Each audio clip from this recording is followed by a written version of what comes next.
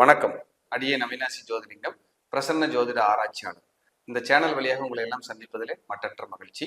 இந்த சேனலுக்காக நீங்கள் கொடுத்து வருகின்ற ஆதரவிற்கு கோடான கோடி நன்றி. இன்னைக்கு பார்க்க இருக்கிற தலைப்பு, கோடிகளை குவிக்கும் ராஜயோக ஜாதகம். பிரம்மாண்டமான ஒரு தலைப்பு. எல்லாருக்கும் ஆசை இருக்காதா என்ன? சொல்லுங்க. ராஜயோகம் அப்படின்னு என்ன சார்? யோகங்கள் எல்லாருக்கும் இருக்கும். ராஜயோகங்கிறது ஒரு சிலருக்கே இருக்கும். ஒரு அற்பமா இருக்கும், கொஞ்சமா இருக்கும். அற்பமா இல்லை, கொஞ்சமா இருக்கும். அப்போ அந்த ஒரு சிலருக்கே வாய்க்கக்கூடிய அந்த ராஜயோகங்கள் என்ன மாதிரி அமைப்பு இருக்கணும்?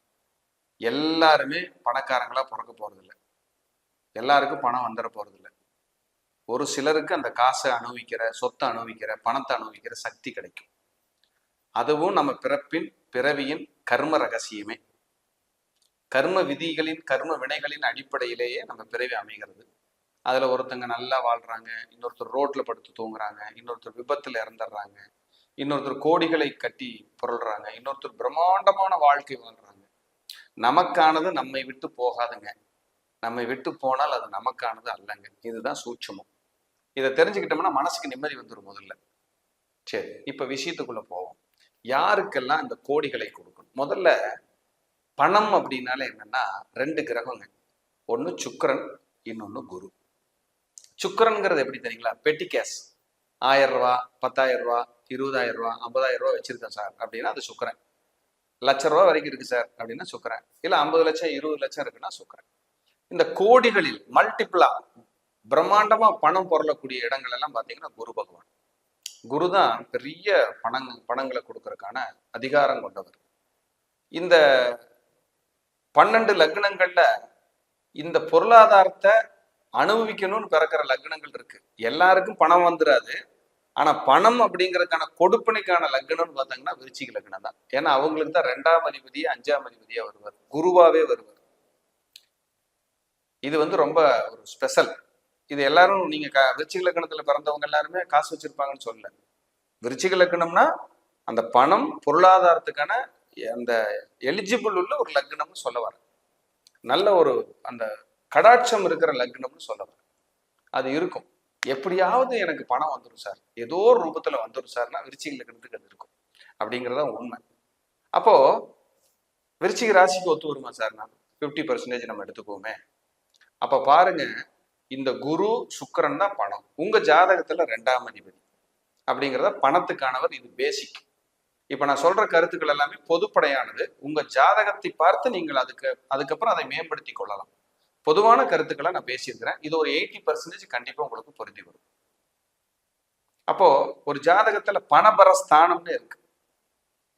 கேந்திரங்கள், திரிகோணங்கள், உபஜயஸ்தானங்கள், பணபரஸ்தானங்கள், இப்படி எல்லாம் நம்ம ஜாதகத்தை பிரிக்கிறோம். பணபரஸ்தானங்கள்னா என்ன சார் அப்படின்னா 2, 5, 8, 11 இதெல்லாம் பணபரஸ்தானம். இந்த 2ஆம் அதிபதி, 5ஆம் அதிபதி, 8ஆம் அதிபதி, 11ஆம் அதிபதி எங்காவது ஒரு பக்கம் கனெக்ட் ஆயிடுச்சுனாலே சூப்பர். அவங்களுக்கு பணபரஸ்தானம் பின்னி எடுத்துரும். அருமையா இருக்கும். கோடிகள் லட்சங்கள்ல தான் பணம் பொருளும். இதுல மாற்றுக்கிறதுக்கு இடமே இல்லை. அதே போல உங்க ஜாதகத்துல 2, 5, 9, 11 கனெக்ஷன் இருந்து 2ஆம் அதிபதியோ, 5ஆம் அதிபதியோ, 9ஆம் அதிபதியோ, 11ஆம் அதிபதியோ தசை நடந்து அந்த தசாநாதர்கள் போய் இந்து லக்னத்திலேயோ புஷ்கர நவாம்சத்திலேயோ அமர்ந்திருந்தால் நீங்கள் நிச்சயம் கோடீஸ்வரர்களே. இதுல மாற்றுக்கிறதுக்கு இடமே கிடையாது. இதுதான் கோடீஸ்வர யோகம். நல்லா கவனிச்சு இந்த விதிகளை மறுபடியும் உள்வாங்கி எழுதி வச்சு கவனிங்க.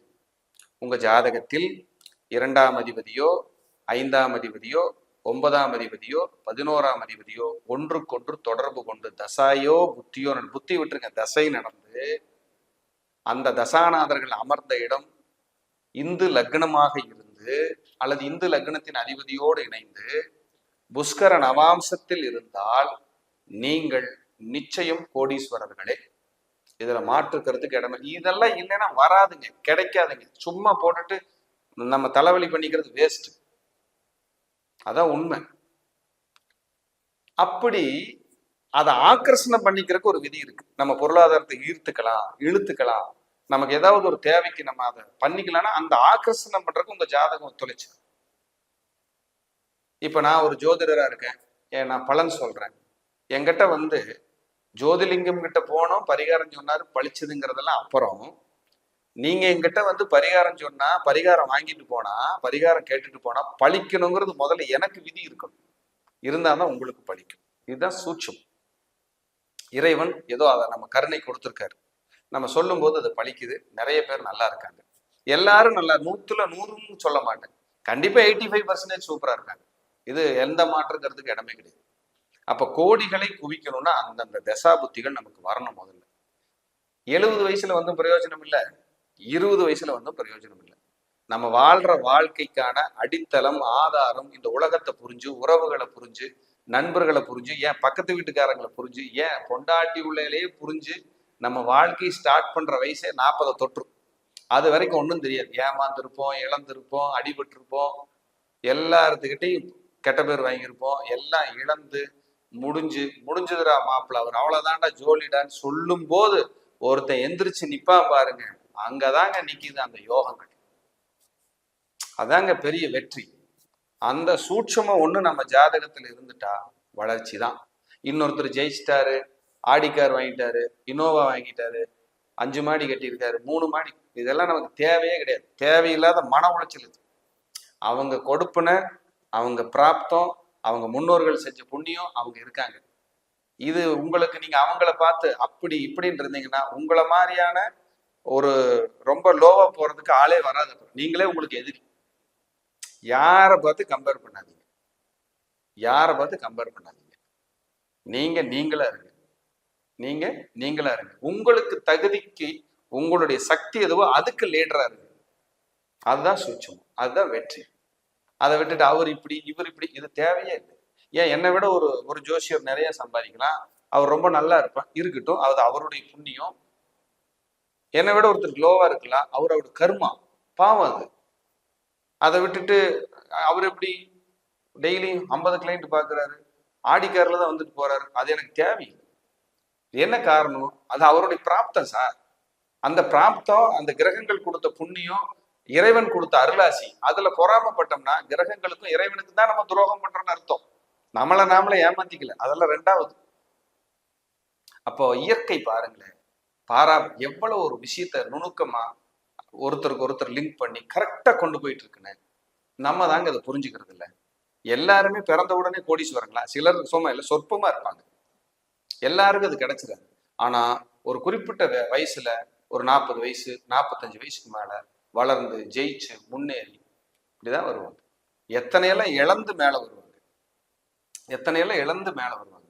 யாருக்கெல்லாம் பாக்கியாதிபதி 5ஆம் அதிபதி 6, 8, 12 மறையுதோ அவங்களுக்கெல்லாம் 40 வயசுக்கு மேல எப்ப யோக திசை வருதோ அப்ப எல்லாத்தையும் இழந்து ஒரு ரவுண்டு மேல வந்து உயர வந்து ஜெயிச்சு முன்னேறியே ஆவாங்க. இது மாறவே மாறாது. பிறக்கும் போதே கட்டத்துல அந்த விதையை போட்டுதான் அனுப்பியிருக்காரு இறைவன். 9 கிரகம் எங்க உட்கார்ந்து இருக்குதோ அந்த வேலையை சேர்ந்து தான் அது உட்கார்ந்து இருக்கு. அது மாறி செய்யறதுக்கெல்லாம் அது உட்கார்ந்து இருக்குல்ல. காம்ப்ரமைஸ் ஆகாது கிரகம். ஜோசியத்திலையும் காம்ப்ரமைஸ் கிடையாது, கிரகத்திலையும் காம்ப்ரமைஸ் கிடையாது. காம்ப்ரமைஸ் ஆகணும்னு விதியும் பிராப்தமும் அங்க எழுதியிருந்தா நீங்க போய் எந்த ஆலயத்தில் நின்னாலும் இறைவன் கண்முடிச்சு பார்ப்பான், கருணை காட்டுவான், கருமாவை நீக்குவான். இதுதான் சூட்சமம்.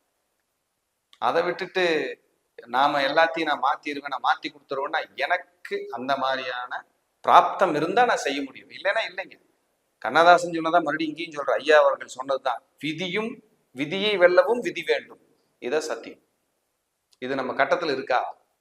மாத்திக்க முடியுமா, சரி பண்ணிக்க முடியுமான்னு நம்மளே முதல்ல பார்க்கணும்.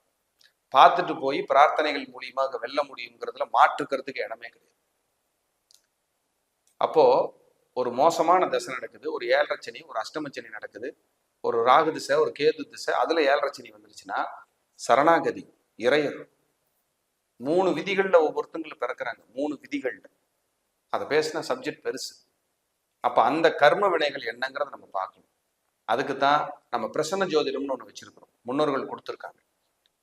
எல்லாமே நல்லா இருக்கிற மாதிரி இருக்கு, ஆனா வெற்றியே இல்லை. பிரசன்ன பார்க்கும்போது கர்மா என்னங்கிறது நம்ம கண்டுபிடிச்சு அதுக்கு தகுந்த இறை பரிகாரங்கள், ஆலய பரிகாரங்களை நம்ம கொடுக்கணும். நடக்கவே நடக்காதுன்னு அது வந்துருச்சுன்னு வைங்க பிரசன்னத்துல, நீங்க என்ன தலைகளானாலும் அதை நடத்திக்க முடியாது. நடத்த முடியும், ஆனா தடை இருக்குதுன்னா தடையை உடைக்க முடியும். தடையை சரி பண்ண முடியும். அதுதான் சூட்சம், ஜோசியத்தோட ஒட்டுமொத்த சூட்சம் அது. அப்ப எங்க எப்படி ஒளிஞ்சிருக்கு பிரச்சனை? தடையா, தொந்தரவா, இல்ல முடியாதா, முடியும்னா எப்போ? இதெல்லாம் பார்த்து பிரசன்ன ஜோதிடமும் சரி, ஜாதகமும் சரி நமக்கு ஒத்துழைப்பு கொடுக்கும். அப்போ கோடீஸ்வர யோகம் அப்படின்னு உங்க ஜாதக கட்டத்தில் விதிகள் எழுதப்பட்டிருக்கும் போது அதை நடத்தி கொடுக்க தசா புத்திகள் சம்மதிக்கணும். அது எப்படி இருக்கணுங்கிறத இதில் நான் பேசியிருக்கேன். மீண்டும் ஒரு முறை இந்த வீடியோவை போட்டு கேளுங்க. இது உங்களுக்கு கண்டிப்பா புரியும். எளிமையான விதிகள் தான், ஆனா வலிமையான விதிகள். மீண்டும் மீண்டும் இதை கேட்டுக்கிட்டே இருங்க, உங்களுக்கு அது புரியும் அப்படின்னு சொல்லி மீண்டும் ஒரு நல்ல பதிவில் உங்களை எல்லாம் சந்திக்கிறேன். அதுவரை உங்களிடமிருந்து தற்காலிகமாக விடைபெறுவது அவினாசி ஜோதிலிங்கம், ஸ்ரீ வாராகி ஜோதிடம். நன்றி, வணக்கம், வாழ்க வளம்.